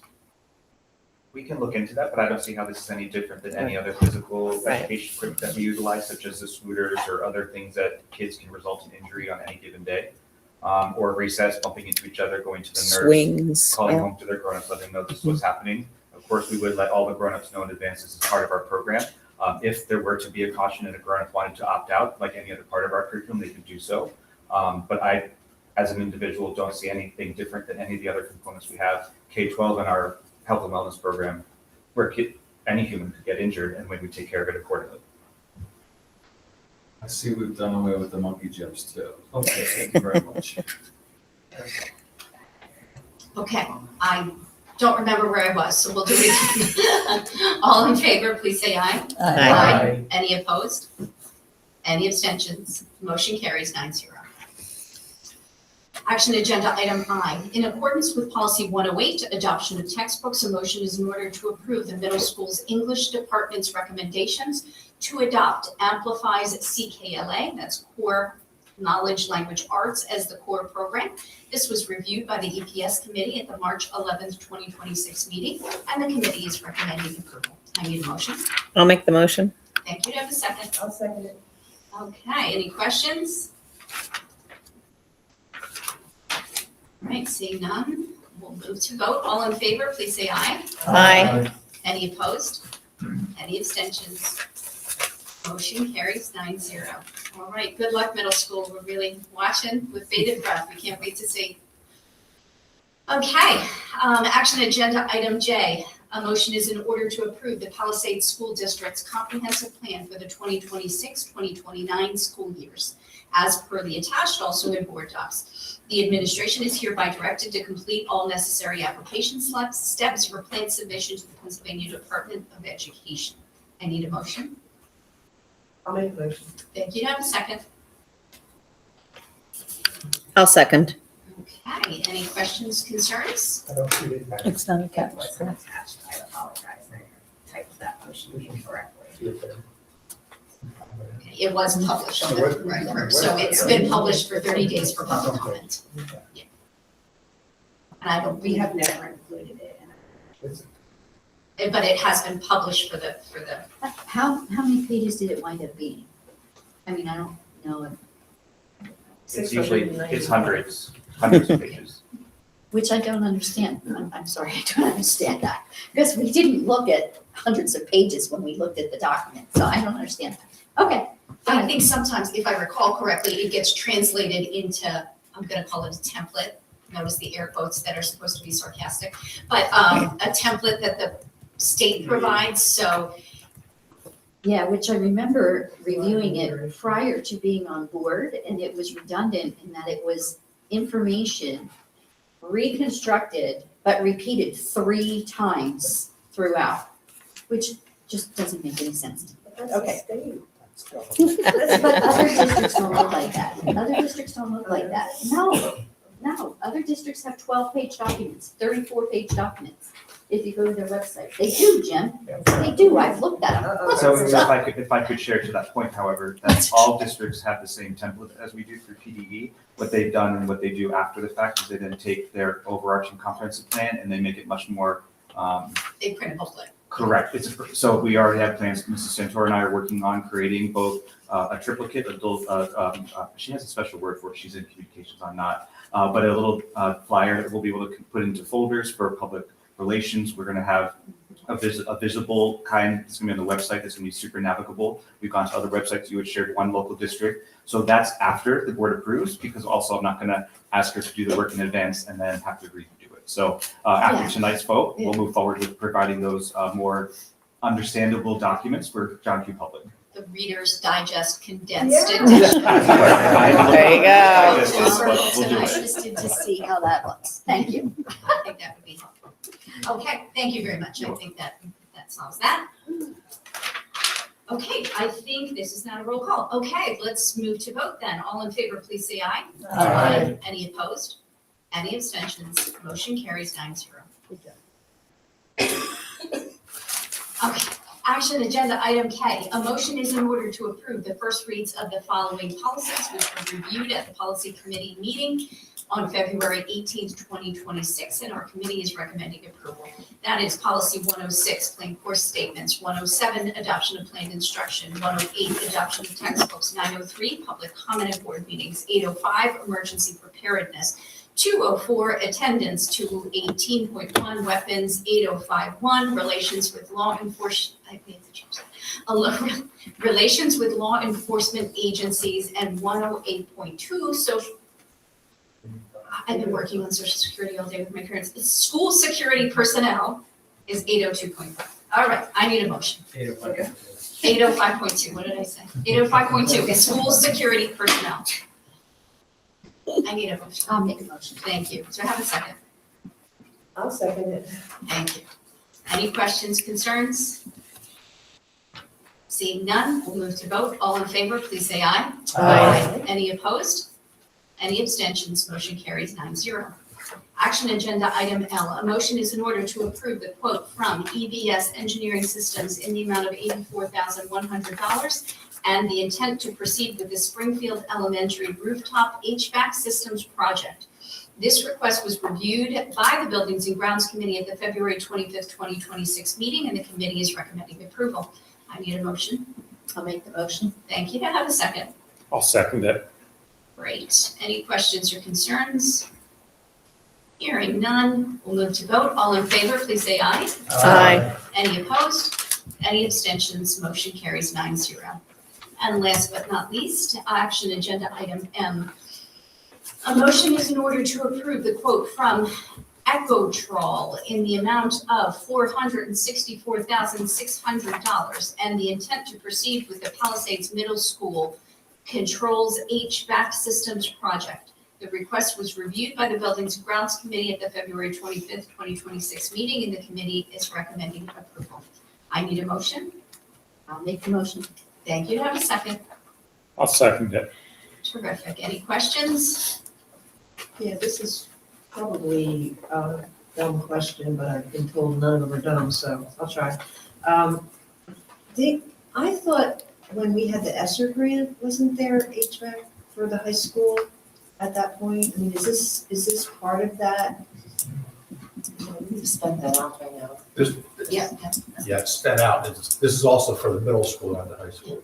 Oh, it's not the high school at all? Oh, okay. We Sorry. use that, I think, to replace the Yeah, big I unit remember here at the high something school. with the ESSER grant but okay, thanks. I think we thought about this, but it was too expensive.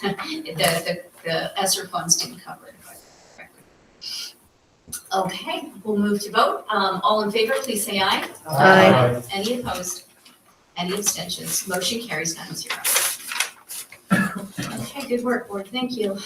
Moving then to, I hate to say it, informational with the revised district calendar, which probably needs to be revised again. Yeah, it will be revised again at our next meeting, but 23rd was a virtual instruction day due to snow. The 24th was a 2-hour delay. The 3rd of this month was a virtual instruction day due to ice. And then yesterday, as you know, we did not have school, nor was it virtual due to power outages. And also the late notice really was due to late notification of the extent of the road closures throughout our community. And on major areas, 611, 32 McGinnis, Churchill, I mean, it would have been exceedingly difficult for buses to provide transportation. So never like to provide notice that late, but it was. So hopefully smooth sailing till the end of the year. Here, here. Mhm. The kids are rather excited on Tuesday. Thank you. Okay, that is it. Moving then on to public comments about any other business. I do have a sign up from Nathan Wright. Welcome, if you want to come up to the podium, please. Name and township of residence. Sure, my name is Nathan Wright. I live in Springtown, right down the road on Route 412. I've lived here for about a couple years. I have 3 children, 1st grade, 5th grade, and 7th grade, that attend independent school in Bethlehem and get busing services through the school district. So I wanted to just kind of share a couple things. At first, I wanted to say it's been very pleasant to sit in on this board meeting. I've been to many board meetings in Connecticut where I used to live, where these were very contentious and very politicized. So it's great to see people working together to increase the common good. But the issue that I'm having, kind of being new to the state and being new to independent school and coming from a state where busing was not provided by the school district, is that it's been difficult at times to understand what everyone's roles are in the process. So from my kind of general understanding, I am a customer of the school district, of you folks. And when I have issues with the bus service, like I address that with you. And what I found is that although you outsource those services to CRAP, that you also are outsourcing the customer service to me, as well as the kind of listening to my issues or things that I'm having. You're outsourcing that to a party that at times I have disagreements with. And I don't know quite how to resolve that. There was a time last year where I felt that the folks on CRAP were putting my children at risk. Specifically, they were dropping them off in the dark when the weather was in the teens, about 45 minutes before their school started and before adults were there to greet them. And although I left multiple emails and phone calls with the school district staff, I did not get a response. I ended up reaching out to the board of trustees, and I think Ms. LeBlanc, that you actually spoke with me on the phone, and that situation got resolved. I didn't at that time, however, I wasn't successful at getting copies of the district policies so that I can better level set myself and my own expectations. I've been having similar problems like this year, reaching out to folks at the school district. And I've started with the folks that are listed on the website, and I've worked my way up to Superintendent O'Connell, who actually I got a result to that right before this board meeting started. But I guess like the issue that I'm having is like, I feel like the folks on the CRAP, they misrepresent what they or their drivers are doing, that they're putting my children at risk, specifically when they're choosing to pick up or drop off like on Route 412, because they are behind schedule and not because they can't back into my driveway like they're claiming. And I guess I feel like I shouldn't have to contact multiple people. It's been about six weeks since I initially contacted people before. I've received I realize my time is up, but at this point I've received a partial answer to my question that was originally posed. And I'm still waiting to hear like what exactly are the school district's policies regarding busing in the district. So thank you for your time, and thank you for all of your hard work, and thank you, Dr. O'Connell, for getting back to me. Thank you so much. And Dr. O'Connell, it sounds like you're already working together, but Mr. Wright will make sure, number one, we'll take the who to call point under advisement. that's always, and some of our policies and people have changed. So certainly can do a little bit of work there, but I think Dr. O'Connell has it well in hand. So please continue to work with her, and she will come up to the board as needed, but work with Kraft to make sure that your concerns are worked through for your kids. Okay. All right, and then I will look up to see if there's any, I don't think there's anybody left that hasn't spoken yet. Nobody else tonight. Opening it up. Okay, that's it. Okay, it is time for board comments, compliments, and concerns, which sounds funner than it really is, but. Don't start. Okay. Start with Karen. There you go. All right, Dr. Beer, it's her. Oh, my call. first.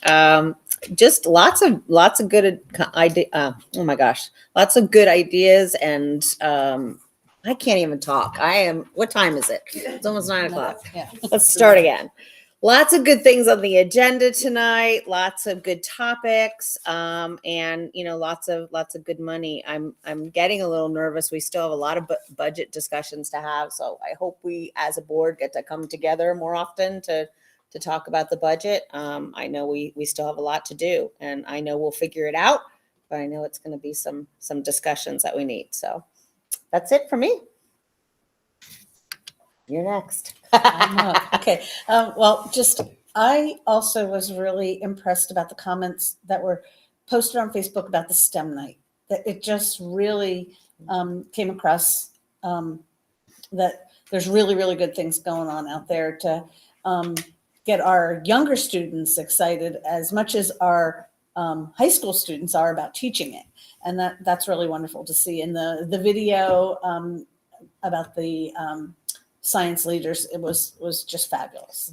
And then also congratulations to the cast and crew of Anything Goes. I just thoroughly enjoyed the show and wish there was something like the Freddie Awards in Bucks County, because Palisades could certainly be in the contending.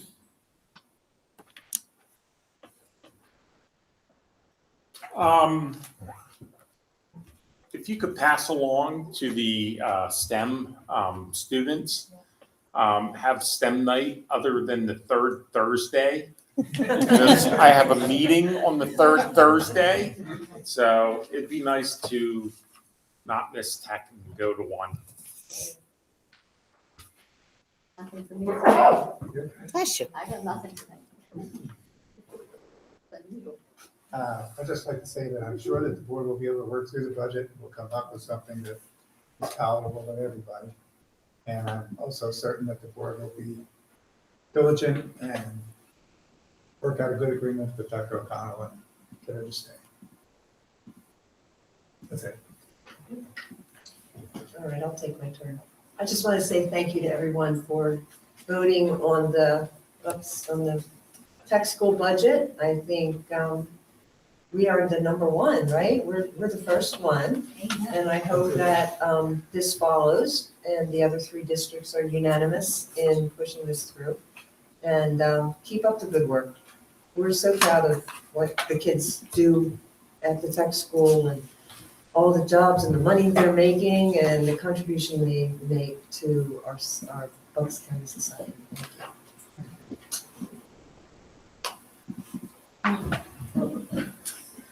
Not much to say tonight. A lot was said, a lot of work to be continued, some heavy lifting to be done.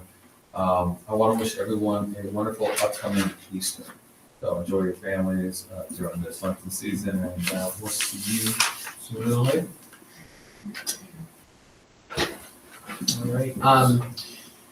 Yeah, lots already been said. I'll just throw out thank you to the VOTEC. We are so blessed to have such a great school and great leadership, over there. Our kids really, benefit and flourish from that. And that's, that's wonderful to see. And I appreciate your hard dedication to make that work. And the musical, I won't steal all your thunder down there at the end, but yeah, as always, it was phenomenal. And I think it's just wonderful to see the kids, come together and put on these productions, both in front on the stage and behind the stage, and the music and everything. It's a lot of hard work that goes into it. I often will say that I think our kids get more real life skills in the extracurriculars and whatnot that is really invaluable. So it's great that we have these opportunities. Okay, and I'll close us out tonight. Certainly, organizational business. If we feel like we need a working session around the budget, do let me know. So I don't know how many Wednesdays we've got left in the schedule and how much I'm going to be abroad here around Easter, but do let me know if I need to schedule something. We will try our best to get something on the calendar together to do Can it we publicly. shake our heads and say, Well, I yes? know you're a yes. I know you're a Yes. Karen or a yes. If I can get a critical mass, I'm certainly happy to do that on behalf of the fiscal committee, who would lead that effort, to be clear. But happy to do that. So that's you.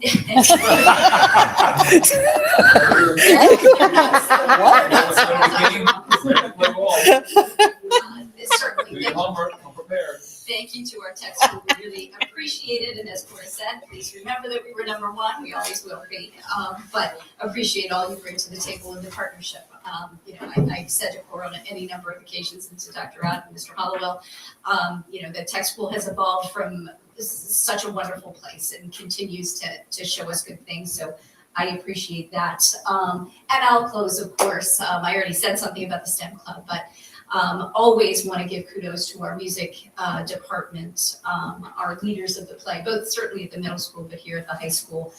Anything Goes was wonderful. I'm biased, I get it, but I can't, sorry, my daughter's a senior, I can't help it. I can't tell you how much being part of the musical has played in my daughter's life, who very much didn't feel like she belonged here, there, anywhere, and she fell in love with the music program here. And has done, she's done it in band, orchestra, there's not an instrument that girl hasn't played, but just for her social, emotional growth and the stability of her academics all came from that music department. And I will share with you, what an amazing time watching, certainly, but alumni parents were there, alumni came to visit, and I will share with you that friends of ours who are parents of a senior, their only child, grabbed me at the end and said, we were so nervous for so many years about our decision to send our child to Palisades, to public school, because they really weighed all the private school options. This was their only child. They had, all their hopes and dreams. And they said, after this musical, and he played a wonderful part in the musical, but the same as my daughter, who found home in the music department, said to me, we knew tonight that we made the right decision. He's been accepted early to Lehigh, so he'll be off to Lehigh to do those are the kinds of stories, guys, that keeps me up at 9 o'clock at night doing this silly stuff. So I thought I'd share that story because it's a testament to us all. It's a testament to our administration, to our faculty, staff, everybody in our community. So thank you very much. I need a motion to adjourn. Make a motion to adjourn. Thank you. Do I have a second? I'll second. All right, all in favor, please say aye. Aye. Any opposed? Any abstentions? Good night, everyone. Hopefully it gets over.